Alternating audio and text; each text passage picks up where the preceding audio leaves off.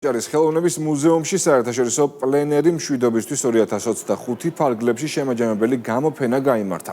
გამოფენაზე საერთაშორისო პლენერში მონაწილე ხელოვნების ნამუშევრები იყო წარმოდგენილი, რომლებიც აჭარაში 4-დან 9 აგვისტოს ჩათვლით პერიოდში სხვადასხვა ლოკაციაზე შექმნეს. პროექტის მიზანი საქართველოს ოკუპირებული ტერიტორიებიდან იძულებით გადაადგილებული მხატვრების დაახლოება, ინტეგრაციის ხელშეწყობა და მომავალში ერთობლივ პროექტებში მონაწილეობის მოტივაციის ამაღლებაა.